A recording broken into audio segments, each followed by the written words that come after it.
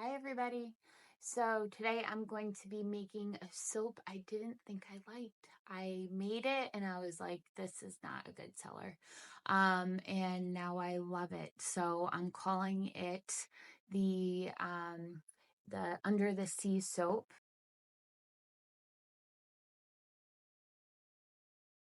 because I was trying to get a beachy feel.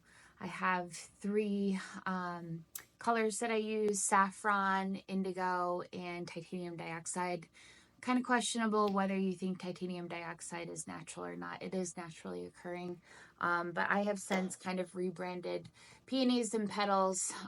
We are a clean fragrance. We are not are a clean brand. We are not a natural brand solely anymore, even though 95% of the stuff I make is natural.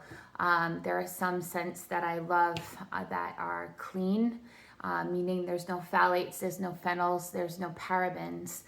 So it is considered a clean fragrance that I use, but it's not natural occurring. And the only thing that really takes away from that is that it is synthesized in a lab, and it's not necessarily essential oils. But if you wanted to use a natural fragrance, those are also synthesized in a lab. So it's not too much of a difference. I think the majority of what I wanted my brand to stand for was that it was a clean brand, no phenols, no parabens, nothing, no endocrine disruptors or things that have been proven to promote harm on people. So that was my main thing, and I was skipping on really good fragrances that I loved that were still considered clean, and people were responsibly making these fragrances, but I couldn't use them because I was a natural brand. Your brand evolves as you go through this and you find your own niche and what you want to stand for and what you want to create. And so that's the beauty of this process, is that you create, and it really is a journey through this. Right now I'm really into soaps. Soaps are so cool. I love them. So that's what I'm making today. Unfortunately, when I made the sodium hydroxide solution, I forgot to hit play. And so, but sodium hydroxide is the main chemical reaction with oils that produce saponification. So it creates, with sodium hydroxide and the oils, it saponifies the oils, creating soap. And really important disclaimer, don't be using this with kids around.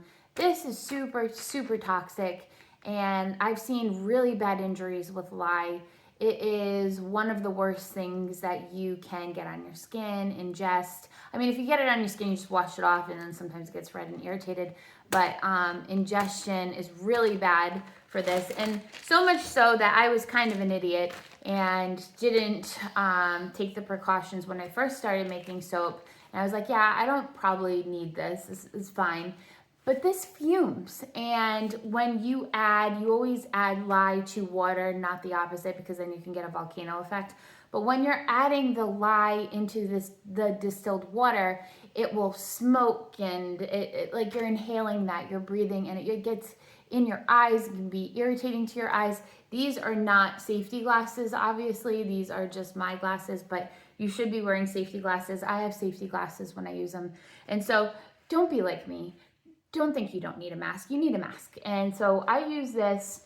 It works very well to prevent lye getting into your lungs, you inhaling lye. Lye heats up real quick. It gets to like 170 degrees when it reacts with water. And so just be cautious of it. Wear gloves. Protect yourself. And usually saponification is done within 24 hours. So after 24 to 48 hours, the soap is technically safe to use. Saponification has completed, and there shouldn't be any lye left over. But again, this comes down to making sure that you have appropriately calculated the amount of oils. Plug all of your oils, your butters into Soap Calc is what I use, and it will tell you the amount of lye, so you don't have a lye heavy soap, and so all of the lye is used up in the process of saponification. So I'll show you like what one of my formulas looks like. So this is one. Again, you'll probably be able to see it better on screen, but I use shea butter, I use cocoa butter in this formulation, coconut oil, which really gives the lather, the bubbles, and olive oil, castor oil, avocado oil. And these all differ, but the important part is up here. So with the amount of lye, it will calculate how much lye you need based off of this here. And it will also tell you how much water you need, so for saponification to be complete. And then there's something called the super fat percent, and the super fat is up here, and this is the amount of oil left over. So it's the amount of oil left over in the bar that can be used as a conditioning agent, soothing kind of agent, and it's how I think of it is a safe buffer. In the event there was a little extra lye, you have almost 6% for a super fat that would react with that lye to make sure that there's no remaining lye. Again, the best test too is to make sure your pH is between 9 to 10 at the end of saponification and is not super high in the 11s, 12s. We're gonna get to it. I have a couple of farmers markets coming up and I have to stock up because if people like this soap, I'm not gonna have enough. And curing takes about 4 to 6 weeks for it to dehydrate. So today I'm take you through some soap. So I took in my lye from outside. It had been there for probably about an hour. So now I'm just going to test and see how hot it is. And usually you like a temperature between 110, 120 is okay too. So that needs to cool down a bit more. And while it cools, I'm going to start measuring out the shea butter for the formulation. And then cocoa butter goes in. I use deodorized cocoa butter. And then finally the coconut oil. I love this packaging. Makes it really accessible, and use a ton of coconut oil in soap. So it helps. This is the olive oil that's going in. Next is castor oil. And finally avocado oil. So these are my 6 butters and oils that go in. And I'm heating them, and this is it coming out of the microwave. I love that I can use the microwave to heat this all up. And I'm stirring in some of the unmelted cocoa butter wafers. So it usually takes a couple stirs. It's 148 degrees, but the oil I didn't heat up. That's 71 degrees, so I put that one in that one, and bada bing, bada boom. I try to get every little bit of oil out. And the lye is 121 Fahrenheit and the oil is 102. So this is pretty good, probably good enough for it to combine. But then I forgot that I totally missed my fragrance. So putting in the fragrance oil here. Then I start mixing my colorant. So this is the titanium dioxide. What I do is put it in each separate jar. This is the saffron powder. And mix a little oil, so that's the indigo powder, really nice deep blue. And I use 1 teaspoon of each. A little bit of oil to mix it in. Tiny bit. Safety goggle check. And we're ready. So now I'm ready to pour in my lye into the butters and oils. I try to pour it on the mixer itself. It prevents the bubbles. I'm going into the soap, and now I'm mixing and blending a couple of seconds, about 30 seconds here. And this is where saponification starts, right here. So the lye is mixed in with all the oils and butters, and I blend. Now, next step is to separate into 3 separate containers.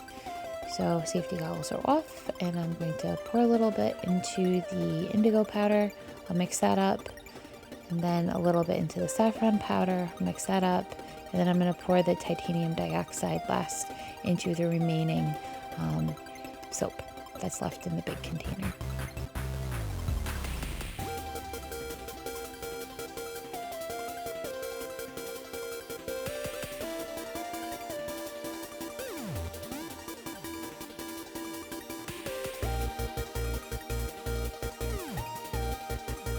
The titanium dioxide is a little thicker, so I use the stick to blend it again. This can actually increase the trace, so it can form a medium to thick trace. You have to be careful here. And the other thing you have to be careful of is some fragrances will speed up the soap, and so it can turn into soap real quick if you blend it too much. Here I'm noticing that the indigo powder soap and the saffron powder soap is still pretty liquid. Didn't form that light to medium trace yet, so I think I'm going to take my stick blender and give it a couple of pulses to speed it up a bit so it catches up to the titanium dioxide color. So I just mix it a couple of times, maybe for 10 seconds. If you mix it too much, it will speed up the process, and it might be too thick to pour into the mold that you see there. So just a couple of seconds, getting all of the remaining soap off. And next we'll be pouring it into the mold.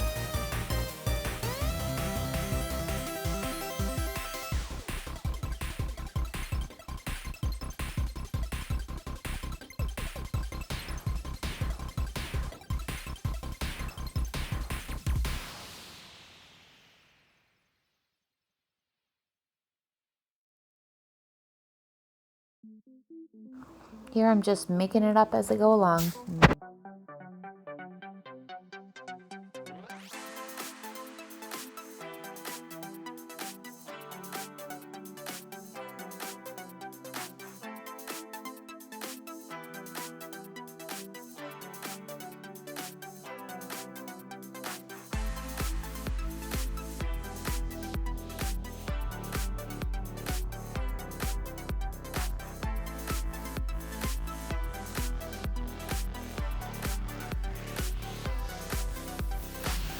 At this point, I wasn't sure if I was going to use a chopstick design or the hanger swirl tool, but I decided to go with the hanger swirl tool. Did it 3 times, back and forth, up and down.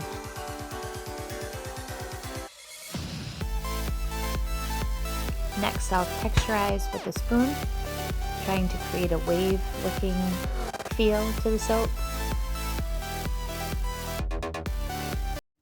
So this is the final product. Can't really tilt it too much because it hasn't set up yet, but I'll get to cut into it tomorrow. I think I'm pretty happy with it. You can smell the fragrance. I use a little less than what is suggested, usually between 2 to 3%. I am more on like the 2% side, sometimes 1.5%, but I can smell the fragrance in the soap already, which is a good sign. So I should be able to smell it tomorrow or the next day once the ponification has stopped. And the other thing you can do with this is you can put this in the oven to get the colors to really be vibrant. Kind of debating it. I might do that. Actually, we'll see. Or I might just let it sit and see what it does. But it's a little hot inside. It's going to heat up, so I might have like a partial gel kind of form, which I'm okay with. So it's still good soap, and we'll see how it looks tomorrow. Thank you. Bye.